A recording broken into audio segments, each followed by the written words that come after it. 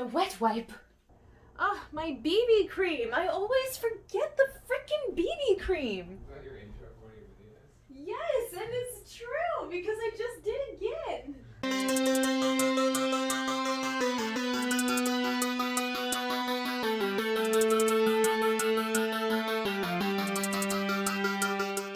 Hello everybody. Today we are doing another Get Ready With Me and spoiler talk, and we are talking about In a Dark Dark Wood by Ruth Ware, and I'm very excited about it because first of all, it was my first Ruth Ware book and I loved it. I loved it. I gave it 5 stars. It was amazing. So good, and we're going to talk about it today because it's one of those where I didn't hate anything about it. And so just thinking about it, like, there's no like bad parts. I'm just thrilled thinking about it. And so I want to talk to you guys about it. I want to see how you guys feel. Let me know down in the comments and we can talk about it together.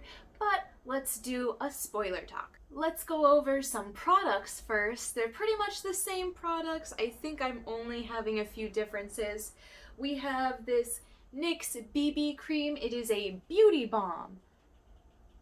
So this smooths, moisturizes, primes, and preps your skin for the rest of your makeup. We love it. Then we have NYX Contour Concealer. We're very excited. We love it.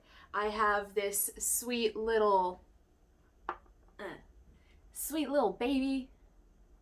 She's cute. Rimmel Scandalize. Retro Glam. Yeah, Retro Glam. This is a new product. This is Revlon Colorstay Exactify Liquid Eyeliner. Oh. Yes, we're doing another liquid eyeliner. We are trying this out because it rolls, okay? It has a different kind of applicator. Hopefully you can see it. Okay. And it looks like it'll be just a little bit easier than the other liquid eyeliner, and hopefully less traumatic as well, because it'll be less like, I guess, less like a nail polish brush. And then we're doing, goodness golly me, eye palette, because it's my favorite. And then some odds and ends. I've got some eye brushes and what is this called? An eyelash curler. We've got it all. We're good to go. Okay, In a Dark Dark Wood by Ruth Ware. Let me just start out by saying that the trope, and I've said it before in a few videos, pretty positive, because I don't like this trope. It's weak, and it's a weak premise, honestly. It really is most of the time.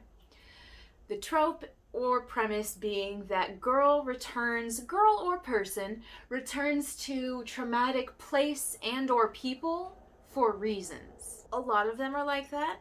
Sharp objects? What are we doing? Just because Ruth Ware said In a Dark Dark Wood doesn't mean every book is like that. It's not sharp objects. God, it's just sharp objects. We gotta start. Sharp objects also has the same trope where girl returns to traumatic hometown and traumatic family because reason. And that reason was at least kind of good. She's a reporter and she's investigating a murder. In a Dark Dark Wood, our main character returns to, I guess, a friendship for a bachelorette party. Like, she hasn't seen this friend in 10 years and she's gonna go to her bachelorette party.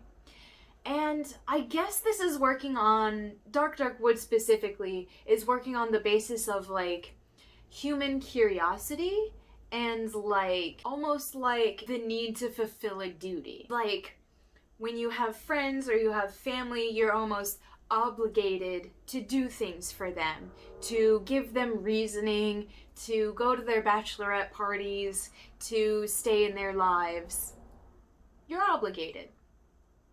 So I think that is really what In a Dark, Dark Wood is talking about. The fact that those kinds of obligations, while they may keep people in your life, can also lead you to some traumatic events that are going on. Sufficiently curled eyelashes. Let's take off my rings so they don't get dirty. We've made a mess! Knocked everything over. Amazing. Okay, but before we get into all of the plot, let's talk characters. So our main character is Leonora. Okay, Leonora. She has a few different nicknames. Them being her current one, which is Nora. The one her friends used to use, which was Lee. And the one her high school sweetheart called her, which was Leo. Okay? Okay. It's very important that you keep all of that in mind. Keep it in mind. Okay. Then we have the friend that Leo hasn't seen in 10 years. That friend, her name is Claire. She's our bride-to-be. Haven't seen her in 10 years, but she was also... There we go. There we go. We're trying. So Claire and Nora have been friends since about kindergarten, preschool, and they were friends all the way up until Nora was 16, and then she went scorched earth on everything, ran away from home and school, and never spoke to anyone again. Okay? Okay. Crazy. Another main character would be Florence, or Flo. She is the maid of honor for Claire, and she's a little bit off her rocker. She's super controlling, she's kind of crazy, and so it is explained that in college she had some sort of mental breakdown and Claire really helped her along with that. So she's super, I guess, possessive of Claire, and it's very creepy the whole time. Like, she is the atmosphere of the creepiness, aside from the setting. She's one of the creepiest characters that there is. Then we have Nina, who is also an estranged friend of Nora. They were friends when her and Claire were friends from about kindergarten to high school, and when she went scorched earth, she stopped talking to Nina too. But when she receives the invitation to the bachelorette party from Florence, or Flo, she asks Nina, hey, are you going? And Nina's like, I'll go if you go. So they go.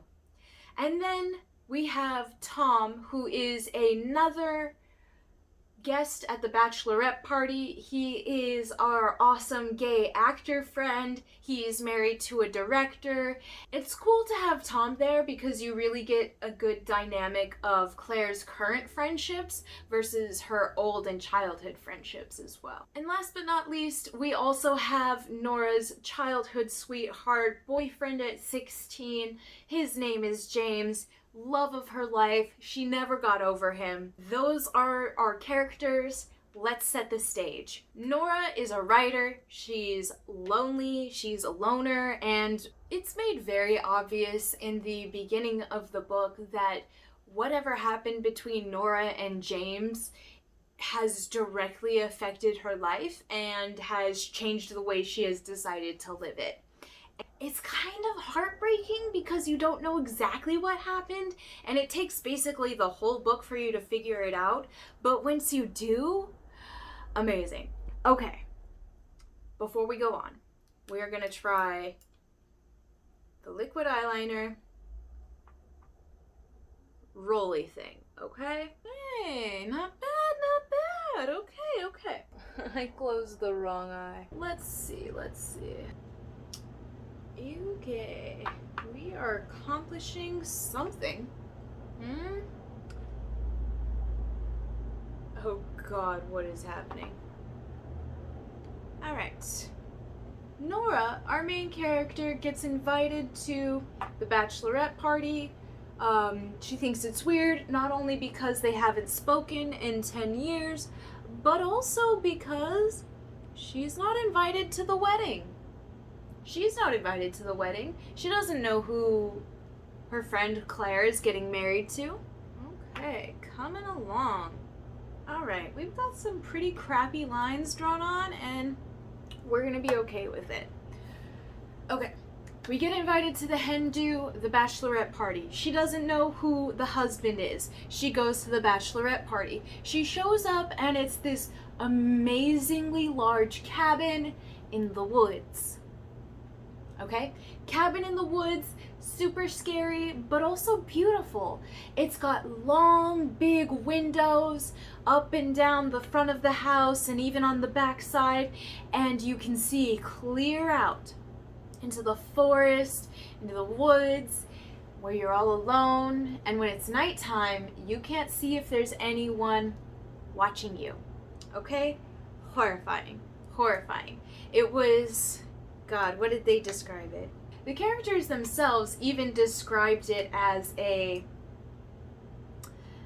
they were actors in a play and they were on stage and everyone outside was watching. We're gonna do Neptune, Night Sky, and Fractal.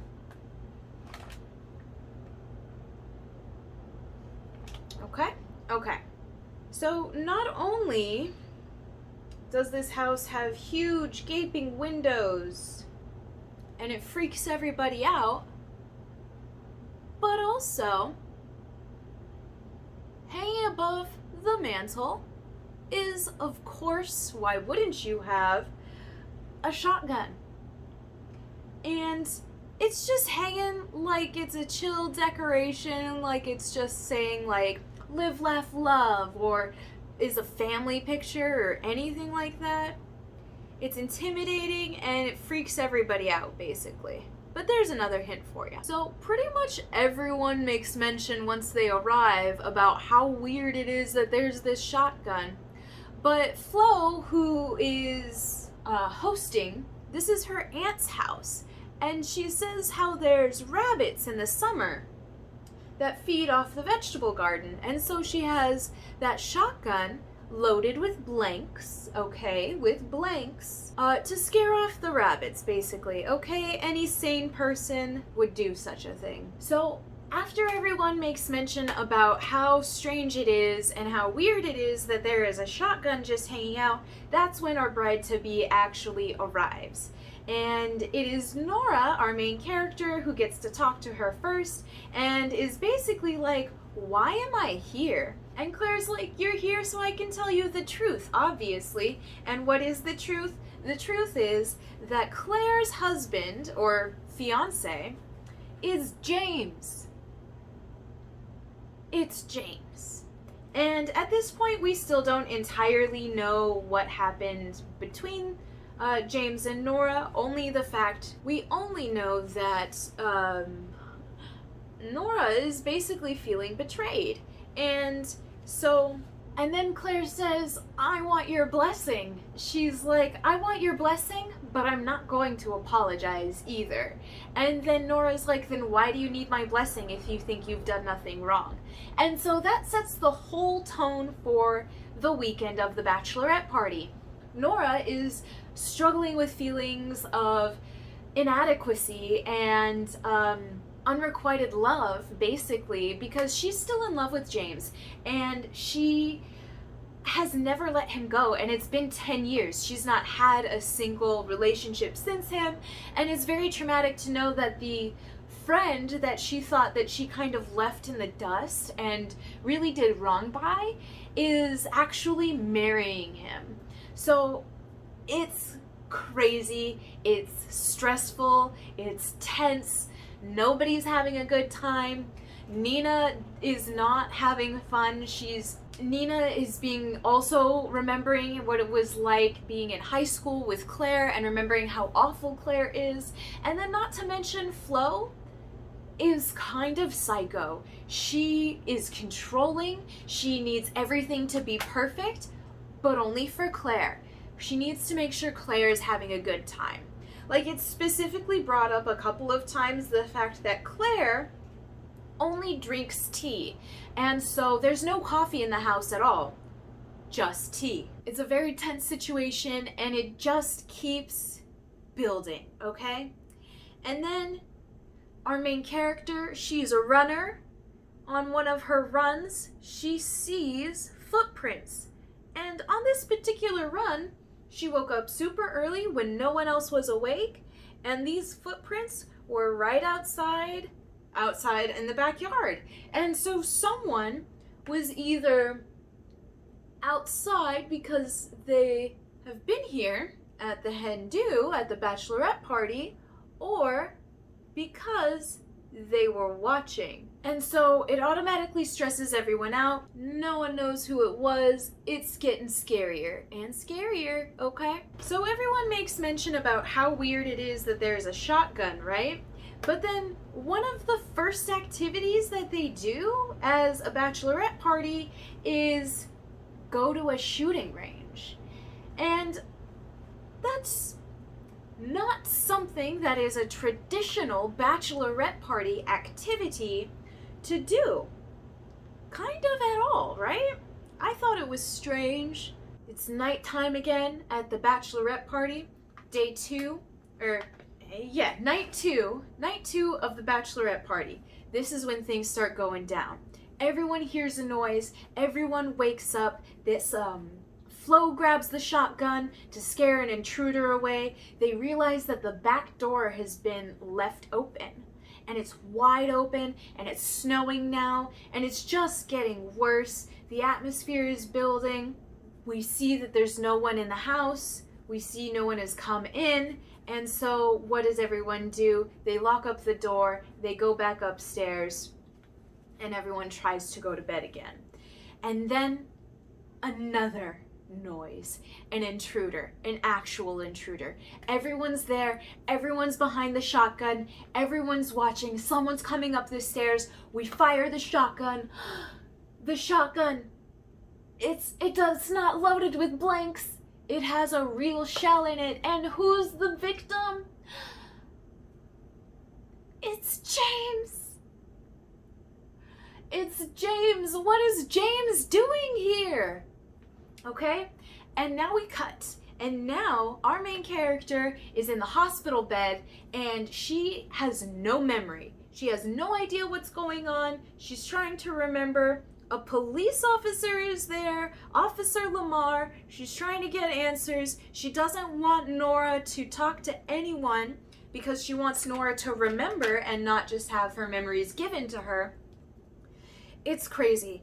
And so Nora realizes, after remembering all of the things up until that point, that James was shot, but not only was he shot, he survived that initial shot, but he died at the hospital. So he dies at the hospital. It's officially a murder investigation, and our little Nora has to not only cope with the fact that the love of her life is dead now, but also the fact that she's a suspect, and without her remembering what exactly happened, she could very well go down for James's murder. So in the middle of Lamar questioning Nora and her trying to get her memories back, she realizes that after not being able to get her memories back, she is going to instead give Lamar, the officer, the story behind her and James as to why she's so in love with James. And here's what happened, okay? When they were 16, they were dating, and Nora got pregnant. And she told James, and he had a bit of a freak out, and they split to go cool off. And then she received a text from his phone that said, "Lee, we're breaking up. It's your problem now." And that was it. And then Nora ran away. But James never called her Lee. He only called her Leo. And who's the person who called her Lee? Claire. Claire did it. So at this point is when I was like, okay, I think Claire is the murderer. In an effort to remember, Nora runs away from the hospital, okay? She runs away. And she goes to the house.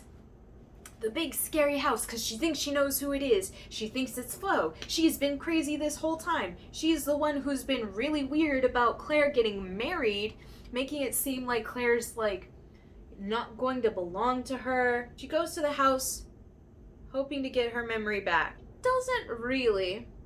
She just winds up putting herself in a very medically unstable position because she was in a car accident. She has suffered injury. So she just really put herself in a very hard medical situation. She's not around any doctors. The police are looking for her and she can't remember anything. And then someone comes in the door and she thinks it's Flo. Oh my gosh, it's not Flo, it's Claire! It's Claire! It's our bride-to-be! She shot her husband. Okay, she didn't, okay? Flo was holding the gun, okay? And everyone was behind Flo, and Flo shot the gun, thinking that it was a blank. Who switched the shotgun shell? Claire. Claire switched the shotgun shell. Why was James there in the first place? Because Claire made it so. Claire, using her manipulation on Flo and her influence on Flo, had Flo blackmail Nora in order to make Nora the prime suspect in James's murder. Flo used Nora's phone to text James to tell him to come to the bachelorette party, that she needed him and that he would come. And then Flo deleted those text messages so Nora wouldn't see them. So why, biggest reveal, why then is Nora at the bachelorette party in the first place? How did that come about? Well, it ends up that Claire ended up telling James what had happened. She told James, like the psychopath that she is, very proud of it, that she manipulated her way into James's life, that she texted Nora, that Claire texted Nora from James's phone that James was breaking up with Nora. And it's a whole bunch of telephone game, and the main thing here is that communication didn't happen, but it feels like a better setup, because it's not that communication is the main thing that is causing the current story to happen. Miscommunication happened when they were 16 and sets the stage for what is happening now. And it is such a beautiful way to use that kind of conflict, because it doesn't take away from what miscommunication can be like and how bad it can get, and it also doesn't take away from the intelligence of the characters either. I mean, they were 16, they were scared, and they each received a message stating that the other person didn't want to be with them. And what do you do when you're scared and life is crashing down upon you? You're 16, and I feel like it's much easier to forgive a 16-year-old for miscommunication than a 26-year-old for something similar. So after those two big reveals, we get Nora's missing memory. We see that after James was shot, everyone did everything they could. They tried to stop the bleeding. They tried to call the paramedics. There was no reception. Claire pulled around a car and she was going to drive James off to the hospital. That's when Nora realized that in Claire's jacket that she left behind was the shotgun shell that was switched out. So Nora runs after Claire, and they have a confrontation in the car. And that's when Claire runs their car off the road, dooming James to his fate of death, and also putting herself and Nora in the medically unstable situation that they are in now currently at the final climax in the house. So both of them are kind of like not ready to fight, but they are kind of having an action scene. They fight each other. Claire tries to run Nora over with a car. It doesn't happen. And then Lamar shows up, Deus Ex Machina, saves the day, and Claire the psychopath gets taken away. Thank goodness. Gosh, 5 out of 5 stars. And that has a lot of that has to do with the fact that there were a lot of tropes and a lot of situations that this book could really have it could have been pitfalls. This book had the opportunity to be the worst, to be very bad, and it kind of dodged every bullet, and it also used everything to its advantage. Anything that it was using that could have been weak was made up for or used in a way that kind of accentuated those kinds of conflicts. It was a very, very unique read for me. God, I devoured it in a single day. She's kind of chunky, this one, but I loved it. It was so good. So good. Amazing. 5 out of 5. I already said that. And here's the final look. That's it. This is the get ready with me. We're ready. And we're gonna film another video now. I'll see you next time and have a great weekend. Bye!